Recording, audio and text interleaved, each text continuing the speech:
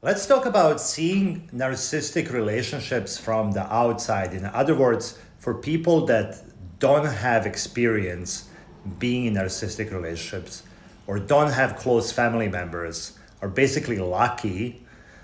And when they pass easy solutions for people that are in narcissistic relationships, or sometimes judge, or even worse, shame victims of narcissistic abuse with justifications like, hey, why didn't you leave? Or why couldn't you see the red flags from beginning? Or why didn't you stop it? Let's break this down. If you do like this video or these kind of topics resonate with you, please hit share, subscribe. It will help me out. Thank you.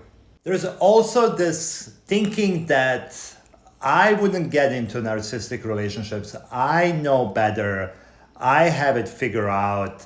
And somehow that people that don't, I may think less of. So let's break it down. So first, how do you think that these relationships start? Most of the relationships start as something that's exciting. Person feels heard and seen. Narcissists are really good about exploring the gaps and then telling person exactly what they want to hear. There is charm, charisma, confidence also that play a big role.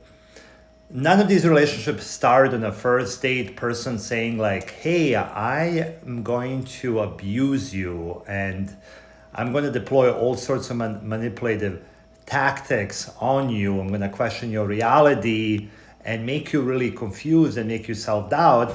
Everyone would leave these relationships right away. That's not what happens. They have a really good mask, and the first part is indoctrination, and once the person is on the hook, by the time they're on the hook, they're already kind of deep in it. Also, people genuinely hope or think that they met someone special.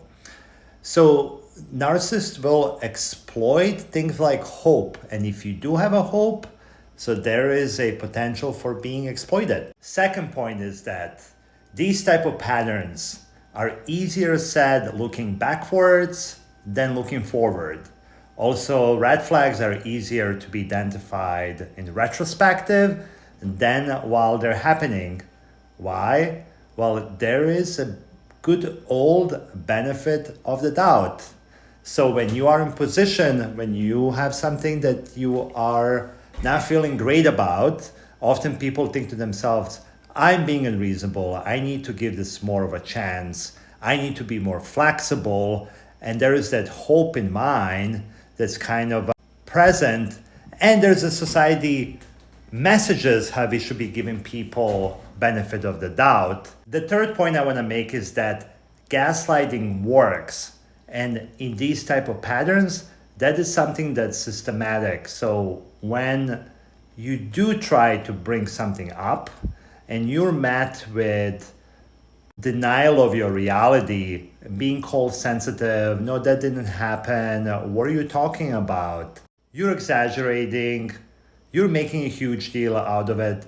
So people often think that it's something that they need to do better, that they're being sensitive, irrational, or something, and that is when gaslighting actually works.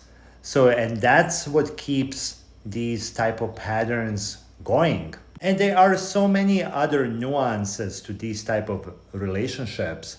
So my point here is that from looking at the outside, it is really important to understand the nuances and also understand that there are normal human qualities that narcissists will exploit, like hope, loyalty, trust, empathy, vulnerability. So anyone that has a heart is a subject. At the end, the main point is that everyone that has a heart is vulnerable. And before jumping into easy conclusions and judgments or shaming, it's important to understand how toxic and how damaging these type of relationship patterns are. and think more about how not to enable, justify, and excuse narcissistic type of behaviors. Thank you. Have a good day.